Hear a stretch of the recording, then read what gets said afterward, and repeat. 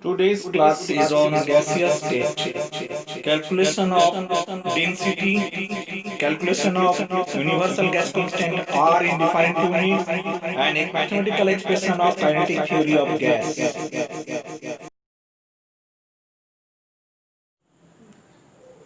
Today, I am discussing about the gaseous state. One of the important chapter of class 11, gaseous state. The first point is van der Waals force. Now, what is van der Waals force? There are different types of force operating in between gaseous molecules or atom. There are some gaseous system which are in atomic state like monoatomic gaseous atoms, gaseous system known as the helium, neon, argon, krypton, xenon, radon. These are also monoatomic system. So, several intermolecular interactions or interatomic interactions are operating in between different molecules or atoms are called the van der Waals force. Now the number one is London force. What is London force? There are three types of actually van der Waals force operating in between different molecules or atoms. Number one, London force. Number two, dipole induced dipole. Number three, dipole-dipole interaction. So there are generally three types of interactions. First, I am discussing about the London force. What is London force? In different monoatomic, this is the number one, monoatomic like helium, neon, argon, etc., or non-polar molecules. This force is operating in between monoatomic or non-polar and actually non-polar molecules like nitrogen, oxygen, chlorine, etc. So the interatomic attraction between the helium, neon, argon, krypton, etc., different monoatomic gaseous atom, and also nonpolar molecules, nitrogen, oxygen, chlorine, etc., the force, intermolecular force occurs or actually is known as the London force. Now how this force occurs? This is the structure. Suppose in case of monoatomic helium, neon, argon monoatomic system, this is an atom of lead helium atom. Sometime, like assume that the planetary motion around the sun. In some cases, we have seen that near about 3 to 4 planets during their movement come at the same site with respect to the sun. That is, sun resides at the particular site, and the 3 to 4 planets are at the different side, like this. Suppose here is the sun denoted by the positive charge, which is the nucleus of this atom, and the other electrons, that means monoatomic, so there are only one electron, 2, 3, etc. number of electrons are there, and the electron density is shifted towards a particular direction, which is denoted by the shaded region. So during the movement of the electron, sometime, so for an intrinsic part, we can see that the electrons come at the particular side with respect to the nucleus, just opposite side with respect to the nucleus. So nucleus is at the positive side and the electron density increases at the opposite, that means the negative side. So an intrinsic dipole is formed. Intrinsic dipole is formed, which is very transitory. So very transitory. Within a fraction of second, this dipole emerges and as well as with tau. So, and that moment, the opposite pole of that intrinsic dipole, suppose this is also positive charge and this part is a negative charge where the electron cloud or electron density increases. So, these two are attracted by each other, and such type of attraction is called the London force. And this force is nothing but is inversely proportional to the radius to the power 6. So, this is actually the characteristics of the London force. Now the second point is dipole induced dipole. Dipole induced dipole. Already there is a dipolar molecule, suppose HCl. This is a dipolar molecule, we know that. Here a permanent dipole generates del positive to del negative, then a dipole towards that moment towards the chlorine atom. Now here also a non-polar molecule, dipole induced dipole. Suppose a non-polar molecule AA is there. AA is there where no dipole is formed. But due to the presence of a dipole, negative pole, chlorine atom nearer to the A, it induced a positive pole here and induced a negative pole at the opposite side. So this is called the induced dipole. Induced dipole. And such type of dipole is attracted by the permanent dipolar molecule HCl. So this type of interaction is called the dipole induced dipole interaction. And this also, the attractive force is directly proportional to the 1 by r to the power 6 or inversely proportional to the r to the power 6. Now the third point is, which is stronger as compared to these two. So the third point is dipole-dipole interaction, number 3. So both the molecules are dipolar, like HCl. This is a dipolar molecule which contains a permanent dipole, del positive, del negative. So dipole moment towards us HCl. Suppose a container contains only HCl gas. So the intermolecular force of attraction operates in between different molecules of the HCl is called the dipole-dipole interaction. Both of them contains a permanent dipole. So such type of interaction is called the dipole-dipole interactions, which is also proportional to 1 by r to the power 6. So these are the relations of the different van der Waals force. Is measurement. Now the next part is measurement. Different part of the pressure. We can calculate the pressure in different form, like in SI unit. In SI unit, 1 Pascal is equal to 1 Newton per meter square. This is the expression of the pressure in SI unit. But in case of 1 bar, if we use 1 bar, then that is equal to 10 to the power 5 Pascal. And if we use 1 atmospheric pressure, 1 atmosphere, that means 1.01 into 10 to the power 5 Pascal. That means 1.01 into 10 to the power 10 to the power 5 Pascal, that means 1.01 bar. So this is the measurement on which we can calculate the different functions of the pressure. Now the second part is Boyle's law and its graph. We know that the expression of Boyle's law can be written as PV equal to constant. Now different graphs are there. Number 1, we know that in this case, in case of Boyle's law, temperature and mass are constant. Temperature and mass are constant. So if we draw different types of graphs, number 1, P versus V. Number 1 graph, P versus V, then P along the x-axis and V along the y-axis. So the graph is nothing but the hyperbolic graph. Nothing but the hyperbolic. This is the tendency of the graph, just like xy equal to constant type graph, which is hyperbolic. Hyperbolic. Now, second part, if we draw P versus 1 by V, then how this graph occurs?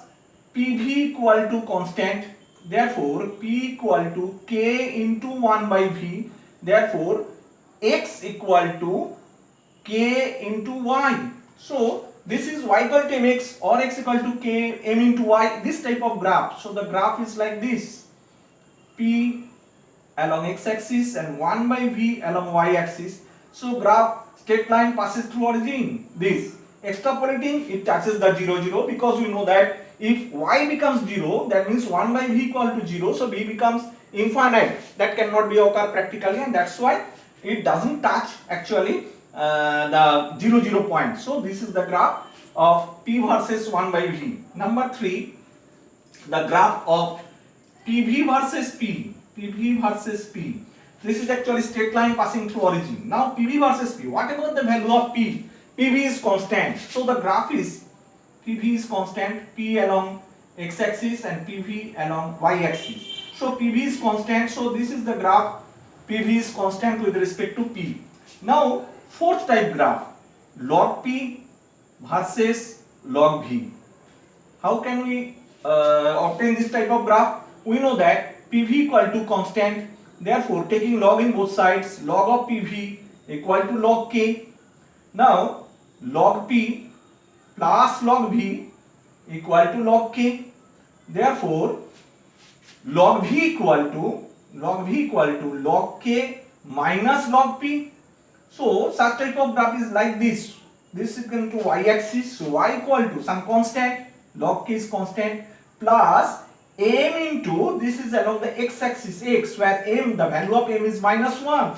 So gradient is negative. How can it occurs? Because we know that this is log P and along x-axis, along y-axis is log V. So y equal to c minus x, actually minus 1. How this graph occurs?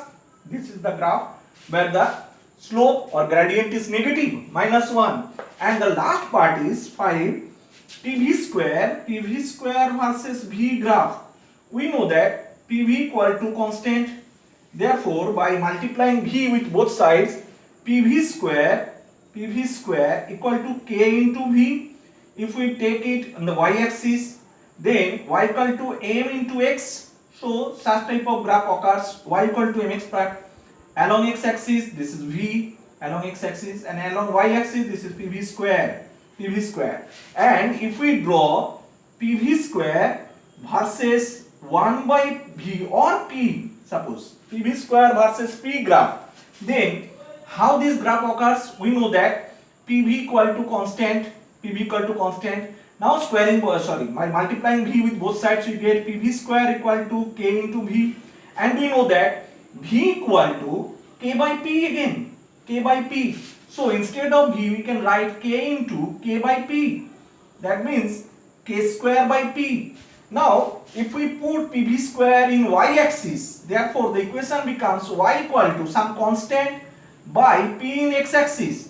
Therefore xy equal to constant. So it is hyperbolic graph. P along x-axis and pv square along y-axis. It is hyperbolic graph. So these are the different graphs of the Boyle's law.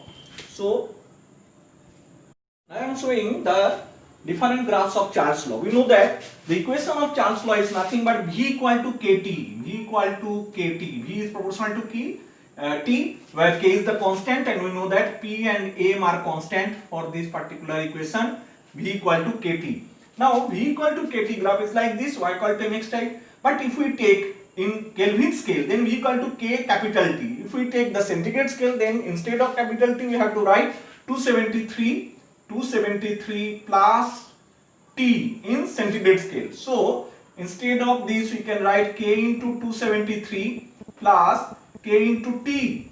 Therefore y equal to, this is constant c plus mx, this type of graph. So if we draw the t, then it will be a negative axis. So this is positive side, this is negative side, this is the v, and the graph is like this.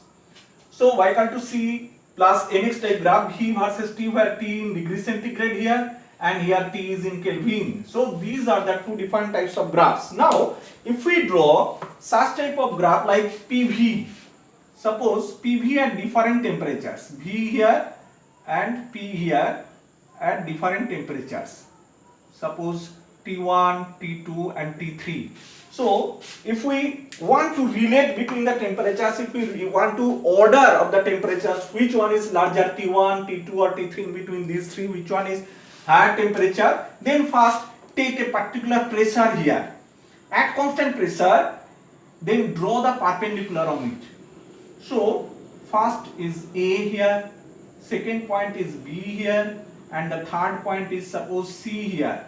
So with at constant pressure, with the increase of the volume, A, B, C, volume increases. With the increase of the volume, temperature must be increased, because with the increase of temperature, volume increases, because the volume depends on the temperature. So volume increases means temperature increases. That means T1 is the least temperature, then T2, then T3. So thus we can compare the temperature of the different graphs of the PV or V versus T like this. If we draw the V versus T graph like this, V versus T graph, Charles Law's graph, V versus T at different pressures, then these are the different graphs. Suppose these are the different graphs. Suppose P1 pressure, P2 pressure and P3 are the pressures.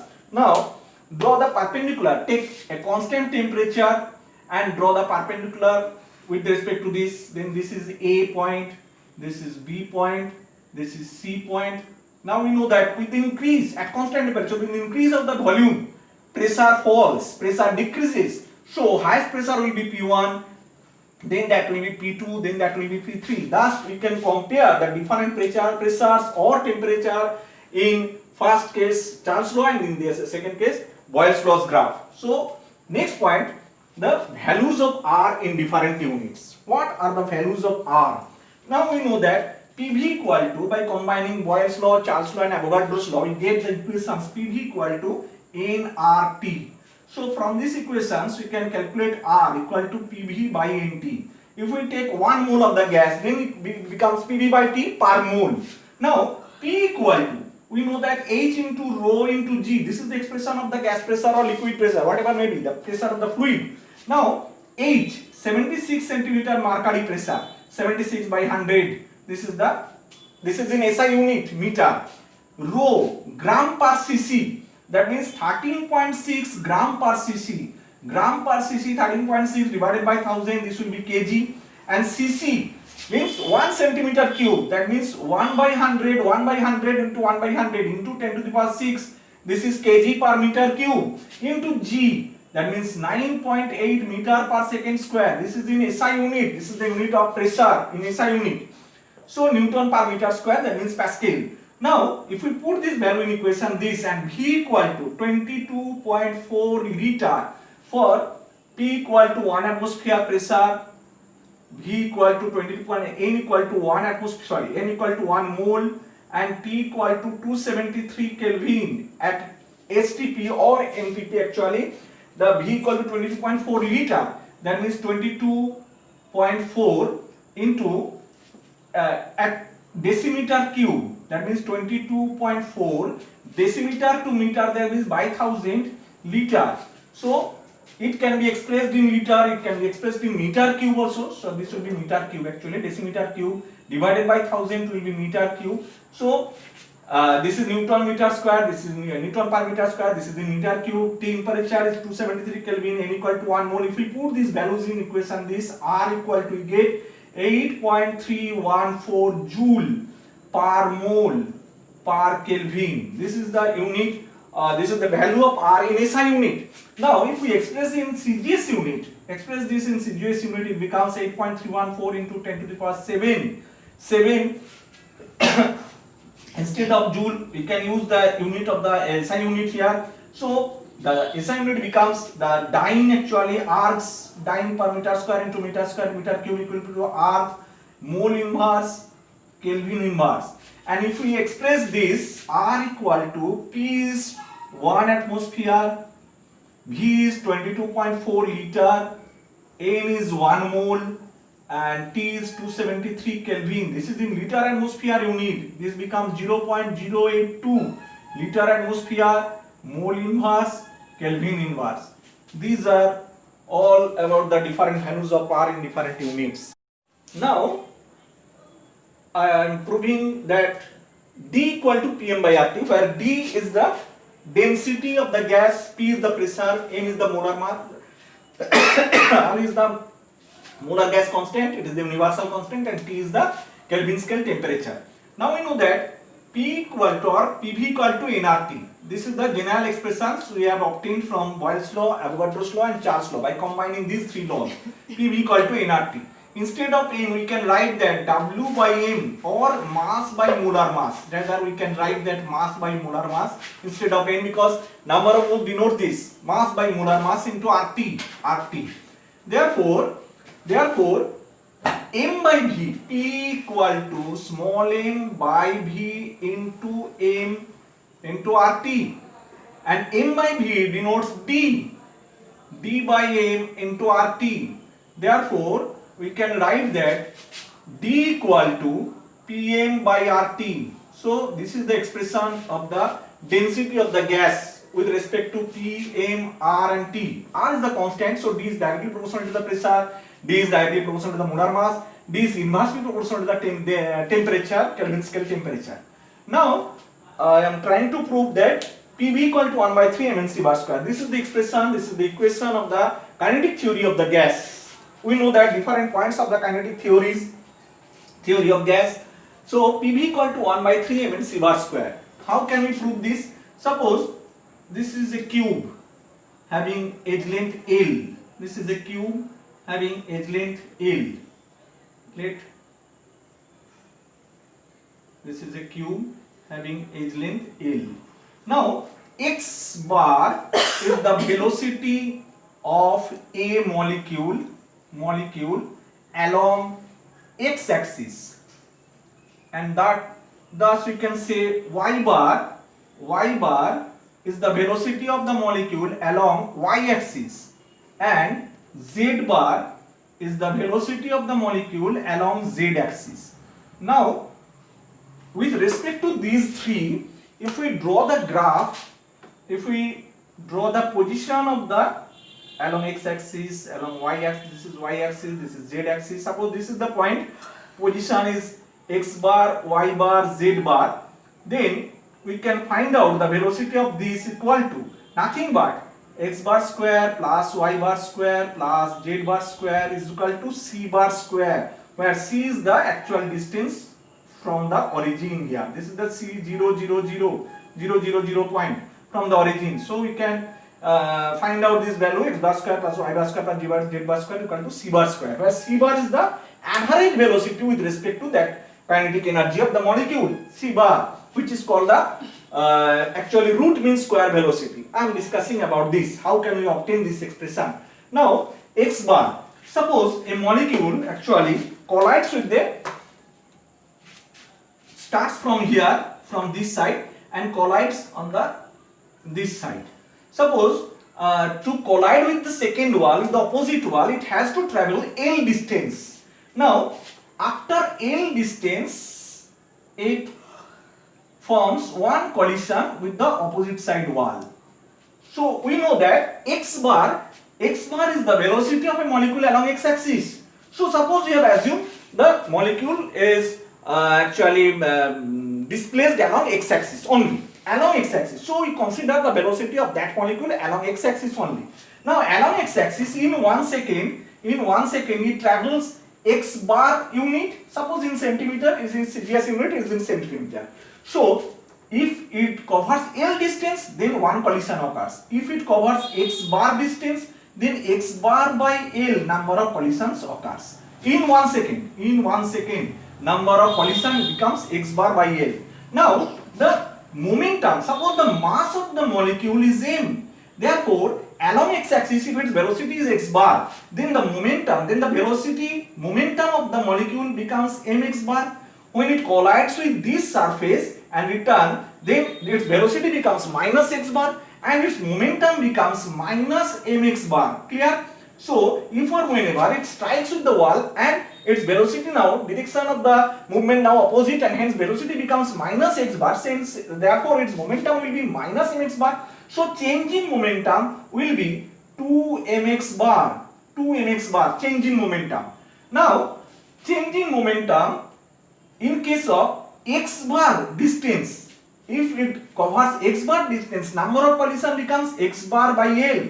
So in case of one collision, change in momentum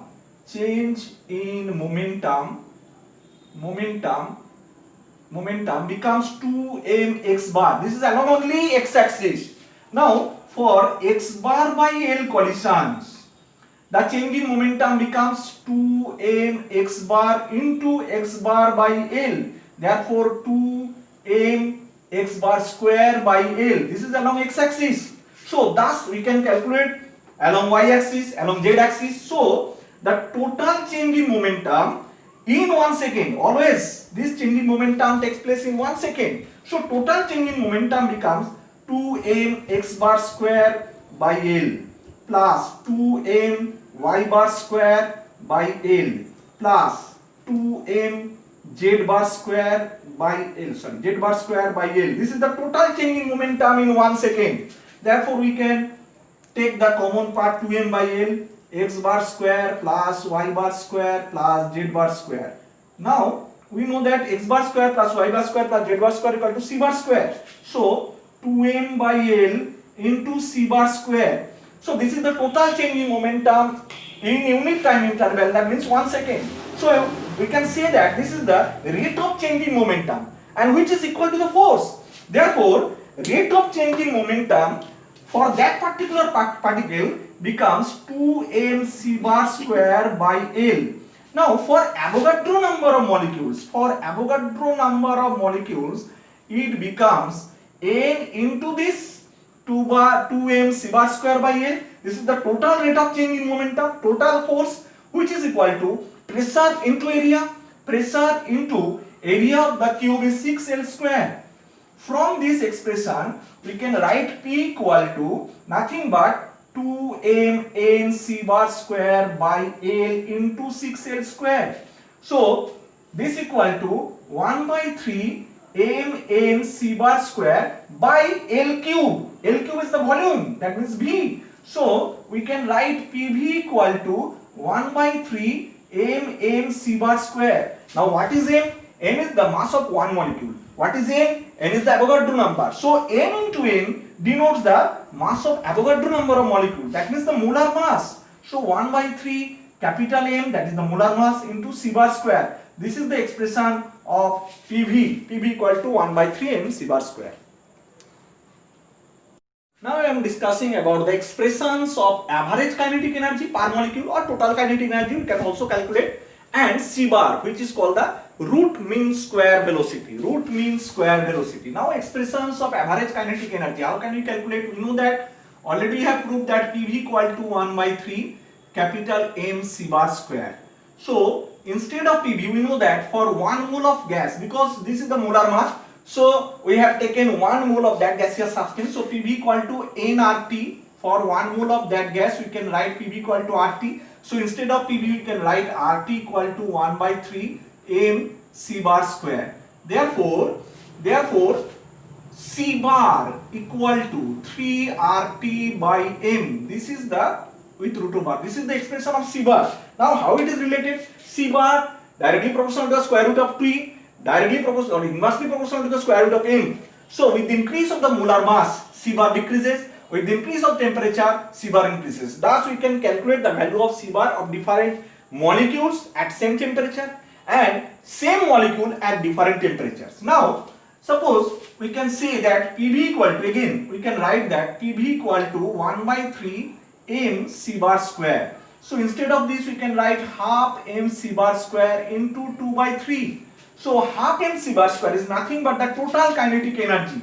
So therefore RT equal to, we can write PV equal to RT for 1 mole of gas. So RT equal to half m c bar square means total kinetic energy. This is the kinetic energy total into 2 by 3. Therefore 3 by 2 RT is the total kinetic energy of the molecule. Total kinetic energy of the molecule. So we can write that total kinetic energy of the molecule is directly proportional to the absolute temperature. That means with the increase of temperature, total kinetic energy of the molecule, gas molecules, increases. Now instead of total kinetic energy, so what is total kinetic energy? This expression is half m c bar square. So instead of this we can write that 3 by 2 RT equal to half. Now m c bar square, instead of this we can write mn c bar square, because we know that capital M, that is the molar mass, is equal to mass of one molecule into Avogadro number. So m into n. Therefore we can write this half m c bar square into 2 by 3 m. So therefore this equal to half m c bar square means kinetic energy average per molecule. This is the average kinetic energy, not the total kinetic energy, into 2 by 3 n. This is the 3 by 2 RT. Therefore kinetic energy average equal to 3 by 2 RT into 3 by 2. This will be also, actually this becomes half into 2 by 3, that means half m c bar square into n. So it becomes into n, not 2 by 3, it becomes actually into n. So 3 by 2 RT divided by 1 by n. This becomes divided by 1 by n. So 3 by 2 R by n into T, and here R by n is a constant, new constant, which is denoted by the small k, known as the capital K, known as the Boltzmann constant. This is a new constant, Boltzmann's constant.